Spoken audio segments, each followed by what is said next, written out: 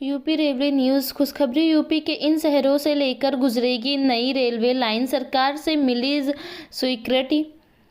नई दिल्ली। सच कहूं न्यूज। प्रधानमंत्री गतिशक्ति के तहत नेटवर्क नियोजन समूह एनपीजी की 36वीं बैठक में उत्तर प्रदेश में वाराणसी दीनदयाल उपाध्याय स्टेशन के बीच तीसरी और चौथी लाइन की परियोजना के प्रस्ताव सहित रेलवे और राजमार्ग की पंच परियोजनाओं का गतिशक्ति के सिद्धांतों के परिप्रेक्ष्य में मूल्यांकन किया गया।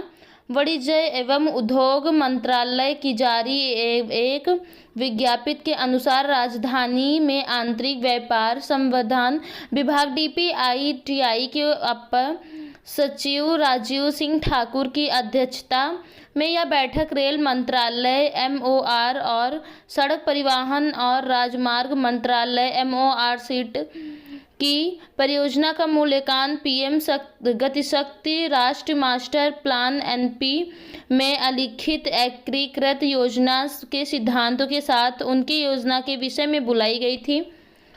विज्ञप्ति के अनुसार इस बैठक में अधिकारी ने रेलवे की हावड़ा दिल्ली मुख्य लाइन के उत्तर प्रदेश में पड़ने वाले वाराणसी पंडित दीन दयाल उपाध्याय रेलवे खंड पर एक दोहरी वाराणसी पंडित दीनदयाल उपाध्याय रेलवे खंड पर एक दोहरी विद्युतीकृत यात्री और माल लाइन है जिस पर दबाव अधिक है। इस खंड पर तीसरी और चौथी लाइन बनाने की योजना है। लगभग 62 किलोमीटर लंबी इस परियोजना का उद्देश्य क्षमता और औसत गति से सुधार करना है। विज्ञप्ति में कहा गया है कि 160 किलोमीटर प्रति घंटे तक की गति के लिए डिजाइन की गई नई लाइन ने विद्यमान मार्ग के समांतर चलेगी। बैठक में छत्तीसगढ़ में मुंबई हावड़ा ट्रैक रूट के खरसिया खंड में 917 किलोमीटर की नई डबल लाइन के निर्माण, नागालैंड में राष्ट्रीय राजमार्ग 202 को एक लेन रोड को चौड़ा कर 2 लेना वाला बनाने, आसपास में बन्नाघाट में बालूगांव होते हुए समरंग तक 48 किमी के राष्ट्रीय राजमार्ग को 2 लेन बनाने की परियोजना तक में राजमार्ग 10 पर 178 किमी लंबी लंबाई संकर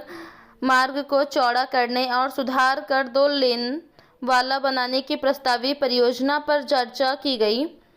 बयान में कहा गया है कि इन परियोजनाओं से राष्ट्र निर्माण में महत्वपूर्ण भूमिका निभाने, परिवहन में विभिन्न साधनों को एकीकृत करने और पर्याप्त सामाजिक आर्थिक लाभ और जीवन को सुगम बनाने में मदद मिलने की उम्मीद है, जिससे इन क्षेत्रों में समग्र विकास में योगदान मिलेगा। बयान में कहा गया है कि नेटवर्क प्लानिंग ग्रुप एनपीजी ने पीएम गतिशक्ति के सिद्धांतों, मल्टीमॉडल अवसंचालन का एकीकृत विकास, आर्थिक और सामाजिक संपर्क बिंदुओं के लिए संपर्क की अंतिम कड़ी के विकास, इंटरमॉडल एक्टिविटी और परियोजनाओं का समन्वित कार्यान्वयन का मूल्यांकन में परिप्रेक्ष्य में इन पंच परियोजनाओं का मूल्यांकन किया। कृषि विज्ञान केंद्र वेंसीसी। कृषि विज्ञान केंद्र में 10वीं पास सपोर्टिंग स्टाफ के पदों पर भर्ती का नोटिफिकेशन जारी। कृषि विज्ञान केंद्र में 10वीं पास सपोर्टिंग स्टाफ के पदों पर भर्ती का नोटिफिकेशन जारी कर दिया। इसके लिए आवेदन फॉर्म 6 अगस्त तक भरे जाएंगे।